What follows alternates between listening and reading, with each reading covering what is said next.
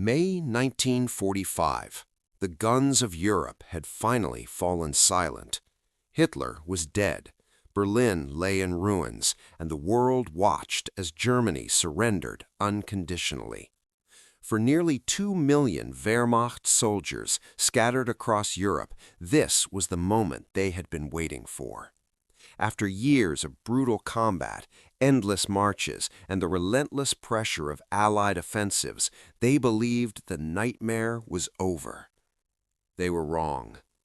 From the moment they laid down their arms, a new reality began to take shape, one far different from the relief they imagined.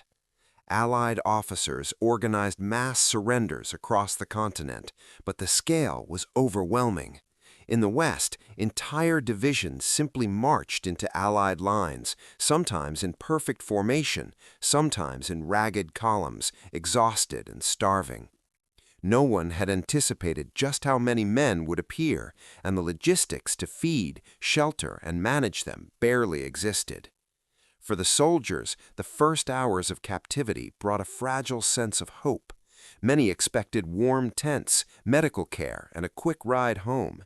Instead, they found themselves corralled in open fields, fenced with barbed wire, often under the glaring sun with no shelter and little food. The Rhine Meadow Camps, as they would later be called, were hastily constructed, temporary holding areas that soon became a grim reflection of wartime scarcity. Despite the hardships, a dangerous optimism filled the camps. Soldiers exchanged stories of survival, boasted of their narrow escapes, and planned their return to civilian life. Letters were written in the dirt to loved ones, dreams whispered in the night. Yet behind every hopeful glance was the stark truth: these were not safe havens. Disease spread quickly, sanitation was minimal, and the sheer number of prisoners meant that each day survival became more uncertain. Across the continent, different fates awaited others. Those who had surrendered in the East had no illusions of comfort. Many would soon find themselves under the stern gaze of Soviet officers, marched for hundreds of kilometers in the bitter spring cold, unaware of what awaited them in the labor camps of Siberia. For some, the surrender line was not the end, it was the beginning of a far greater trial. Even among the Allies, opinions varied. Some officers treated prisoners with dignity, offering what little rations could be spared. Others viewed them with suspicion or outright hostility, seeing not men, but the defeated machinery of a hated regime. Rumors spread through the camps, stories of executions, of transfers to unknown territories, of men who had simply vanished. Fear and uncertainty mingled with relief, creating a tense, fragile equilibrium. And yet, most of these men could not have imagined the larger historical forces at play.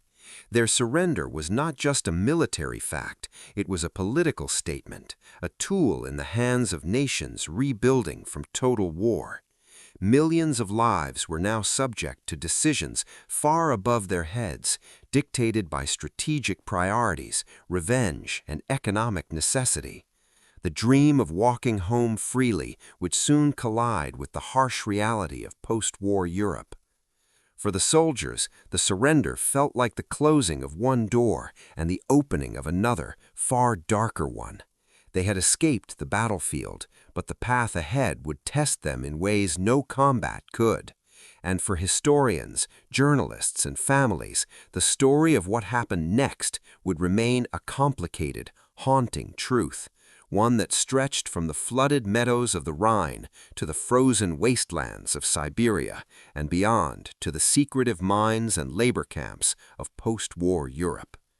The illusion of survival was fading fast, and a new chapter of human endurance and tragedy was about to begin.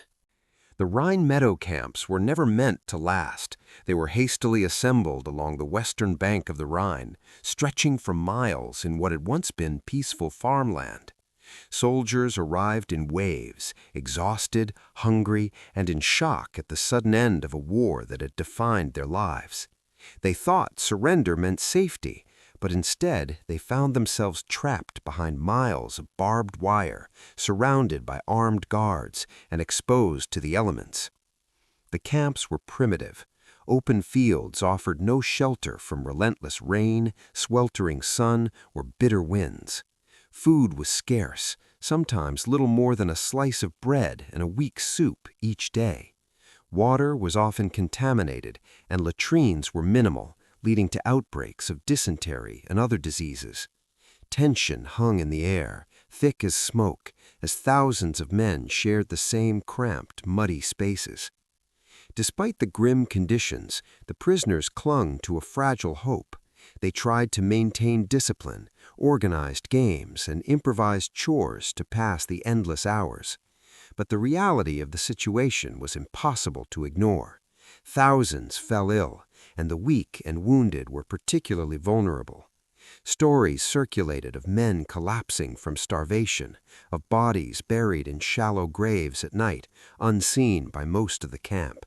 The scale was staggering, and the sheer number of prisoners made it impossible for Allied forces to manage them all properly. Eyewitness accounts paint a vivid picture of life in the camps. Soldiers spoke of long lines just to get a small meal, the ceaseless mud that ruined shoes and clothes, and the haunting quiet of the night, broken only by coughing or distant shouts. Some soldiers managed to hold on to camaraderie, forming bonds that would last decades, while others succumbed to despair. The fear of being forgotten, of never returning home, loomed over every man. Not all Allied officers were cruel, but frustration and exhaustion among the guards often translated into harsh treatment. Regulations were minimal, and discipline sometimes meant violence. Prisoners learned quickly that survival required navigating a world of uncertainty, understanding who to trust, and conserving strength for the long days ahead. Rumors spread like wildfire of executions, transfers to unknown territories, and of men who simply vanished without explanation. As weeks turned into months, the Rhine Meadow Camps became a liminal space between the war and the uncertain peace. The soldiers had surrendered, but they had not yet truly survived. Families at home waited for news that often never came. Historians would later debate the number of deaths and the conditions, but for the men trapped in the mud and barbed wire, statistics meant little. Every day was a test of endurance, and every small victory, getting an extra slice of bread, staying healthy through illness, or avoiding conflict, was monumental. The camps also revealed the larger challenges of post-war Europe.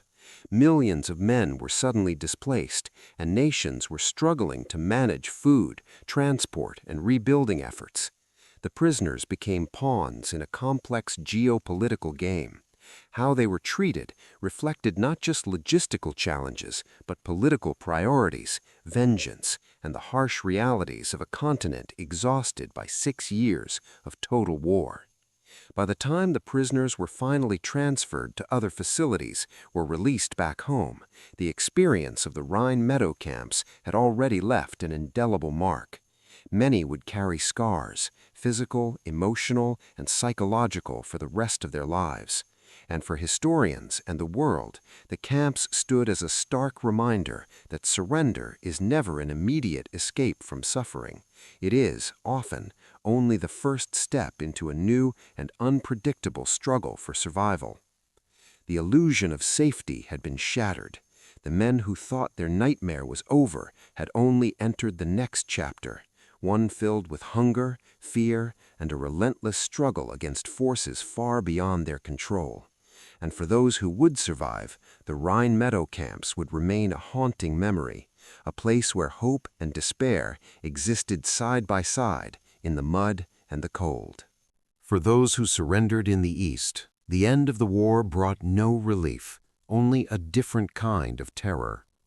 The Soviet Union claimed hundreds of thousands of German soldiers as prisoners, and the journey that awaited them was long, brutal, and unforgiving. Men who had survived years of combat now faced the unrelenting march toward the unknown, often hundreds of miles from home, through mud, snow, and freezing rivers. The transfers were chaotic and harsh. Prisoners were crammed into overcrowded trains or forced to march for days without proper food or clothing. Some columns stretched for miles, men stumbling through exhaustion, illness, and frostbite. Guards showed little mercy, enforcing brutal discipline to maintain control. Those who lagged behind were beaten and, in some cases, left to die in the fields. Hunger was constant, water was often frozen or tainted, and the meager rations provided could not sustain a body already depleted by years of war. When the survivors finally reached the labor camps in Siberia, they discovered a world as alien as it was hostile. Harsh winters, freezing winds, and remote, isolated landscapes tested every ounce of their endurance. The camps were often former gulags or hastily converted military facilities, where prisoners were expected to perform grueling labor, logging, mining, and constructing infrastructure in conditions that were nearly impossible. Disease spread quickly, and medical care was scarce. Small injuries or illnesses could become fatal. Survival depended on adaptation, luck, and sheer physical resilience. Some men learned to endure the cold by layering rags and sharing body heat. Others relied on clandestine alliances, trading labor, food, or small favors to stay alive. Letters home were rare, and news from Germany was almost non-existent. Families often assumed their loved ones were dead, while prisoners clung to the fragile hope that someday, somehow, they would return. The psychological toll was immense. Many soldiers had witnessed friends die on the battlefield, but here death was slow and impersonal. Hunger, exhaustion, and isolation broke down the human spirit in ways that bullets never could. Prisoners described the constant fear of arbitrary punishment, the loneliness of the endless Siberian landscape, and the despair of being trapped in a system that seemed to have no end. Yet, even in the harshest conditions, small acts of kindness and camaraderie helped some men survive. Sharing a bit of bread, covering a comrade with a spare coat, or offering encouragement became acts of rebellion against the dehumanizing system around them. The numbers are staggering. Of the hundreds of thousands sent east, a significant portion never returned. Those who did came back years later, often emaciated, sick, and profoundly changed. Many spoke little of what they had endured, carrying trauma in silence for the rest of their lives. Their experiences became part of the complex historical debate over the treatment of German POWs in Soviet captivity, a story of endurance, suffering, and survival against impossible odds. Even decades later, the Siberian camps remain a haunting symbol of the aftermath of war. They remind us that surrender does not always bring freedom, that the end of combat is not always the end of suffering. For the men who walked into Soviet hands, May 1945 was not a final chapter. It was the beginning of a test of endurance that would define the rest of their lives, and one that the world would only partially understand. The Rhine Meadow Camps had been harsh, but the Siberian camps were merciless. The men who entered the eastward march had traded one battlefield for another, a landscape of ice, hunger, and endless labor, where survival depended on resilience, cunning, and a willpower stronger than any weapon. And for many, that journey would last far longer than they or anyone could imagine. For those captured by the Western Allies, surrender did not mean a return to civilian life. Instead, hundreds of thousands of German soldiers found themselves pressed into forced labor across France and other occupied territories. The war had left Europe in ruins, and the reconstruction effort required manpower that few countries could spare. German POWs were seen as a resource, a workforce to clear rubble, rebuild cities, and even clear deadly minefields. The work was grueling. Soldiers were assigned to clear tens of thousands of mines that had littered fields, roads, and bridges. Each day was a test of nerves and skill, as one wrong step could be fatal. Others were sent to rebuild roads, bridges, and industrial facilities destroyed during the Allied bombings. Conditions varied, but for many, labor was physically exhausting, with minimal food, inadequate clothing, and long hours under harsh supervision. Injuries and deaths were common, and the threat of punishment loomed constantly over those who faltered or disobeyed. The treatment of POWs in France reflected a complicated mix of pragmatism, resentment, and necessity. Many French civilians had suffered under German occupation, and emotions ran high. Some guards treated prisoners humanely, providing basic care and protecting them from abuse. Others acted with hostility or vengeance, sometimes using the POWs to settle scores for years of suffering under Nazi rule. Rumors of harsh treatment circulated, creating fear and tension within the camps and work details. Despite the harsh conditions, some soldiers found ways to maintain dignity and even hope. Small acts of resistance, clever workarounds, or forming close bonds with fellow prisoners helped men survive. Many took solace in the idea that the labor they performed might help speed the end of their captivity. Yet no matter how they coped, the reality remained that they were far from home, trapped in a system that demanded endless toil and gave little in return. Deaths were frequent, though exact numbers are difficult to determine. Accidents during mine clearing, exhaustion from overwork, disease, and malnutrition all contributed. The French government and Allied forces faced international scrutiny for the use of POW labor, but the post-war focus was on rebuilding, not accountability. For the prisoners, the struggle was intensely personal, a fight to survive each day while dreaming of a return to family and freedom that seemed endlessly delayed. The labor camps also reveal the complex moral landscape of post-war Europe. German soldiers, once enemy combatants, were now essential for rebuilding the very countries they had once occupied. This blurred line between punishment, pragmatism, and necessity defined much of the post-war treatment of POWs in the West. Their work rebuilt a continent, yet at a tremendous human cost, as thousands paid with their health, freedom, and in some cases, their lives. Some prisoners attempted to document their experiences in secret diaries or whispered stories, knowing that their accounts might never be seen. Others relied on humor, song, and small routines to preserve a sense of normalcy amid chaos. These tiny acts of humanity were shields against despair, reminders that even in forced labor, the human spirit could survive. Families waited anxiously for news, and letters from home, when they arrived, offered fragile lifelines of hope. As the months turned into years, the hope of release became a constant presence in prisoners' minds. Letters from home were rare, news of the war fading, and yet men clung to the idea of eventual freedom. For some, survival meant learning to endure hardship, maintain morale, and navigate the delicate balance between compliance and resistance. The camps were not just places of labor, they were arenas where human endurance, solidarity, and despair collided. By the time German POWs were gradually released and sent home, many carried the invisible scars of their captivity. Some had been broken physically or psychologically. Others had formed bonds that would last a lifetime. The experience left an indelible mark, revealing that the cost of war did not end with the battlefield.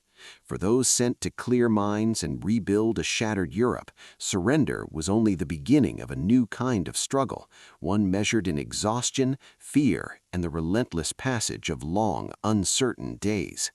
Even after years of forced labor, brutal marches, and Siberian camps, not all German soldiers ever made it home. Historians estimate that of the nearly 2 million who surrendered in May 1945, close to 1 million never returned. Some died in the chaos of war's end. Others succumbed to hunger, disease, and exhaustion in captivity, and still more were lost to dangerous labor assignments in France, Eastern Europe, and the Soviet Union. For families waiting in Germany, the silence was deafening. Letters stopped coming, and hope slowly faded, replaced by uncertainty and fear. The question of what happened to the missing million became a source of controversy for decades. Some deaths were meticulously recorded, while others were buried in forgotten mass graves or lost in administrative chaos. Different nations had different practices. The French documented labor fatalities, the Soviets kept secretive records in Siberian camps, and in the West, the Allied occupation forces struggled to account for every prisoner amid post-war reconstruction. The result was an incomplete, fragmented history that left survivors and families searching for answers. Political narratives further complicated the truth. In Germany, post-war governments struggled with the legacy of Nazi crimes and the suffering of returning POWs. Stories of forced labor or deaths in captivity were often overshadowed by the larger narrative of national guilt and reconstruction. Meanwhile, in the Soviet Union, POWs were viewed as spoils of war or potential enemies, making accurate record-keeping secondary to political priorities. Only decades later did historians begin to piece together the human cost of surrender, relying on letters, memoirs, and government documents to tell a more complete story. The human stories are staggering. Men who had once commanded tanks or marched into battle were reduced to clearing mines with bare hands, hauling timber in freezing conditions, or digging trenches in sweltering heat. Some survived by sheer luck, skill, or alliances with fellow prisoners. Others were not so fortunate. For those who returned, the scars, physical, psychological, and emotional, lasted a lifetime. Many avoided speaking of their experiences, carrying trauma in silence, while others sought justice, recognition, or at least acknowledgement of the suffering they endured. The scale of the loss also challenged contemporary understanding. Families counted the days, months, and years, never knowing if their loved ones were dead or alive. Communities were left with empty chairs, unfinished stories, and unanswered questions. The missing men became symbols of both the chaos of war's end and the complex moral responsibilities of nations handling millions of prisoners. Their fate serves as a reminder that surrender is never simple and that history is often written in the silence between the headlines. Even today, the story of the missing million sparks debate and research. Graves are discovered, archives reopened, and survivor accounts recorded. Each new piece of evidence reshapes our understanding of what happened in those critical years after Germany's surrender. Scholars continue to ask difficult questions. How many were lost to disease? How many were victims of forced labor accidents? How many simply vanished in the fog of post-war Europe?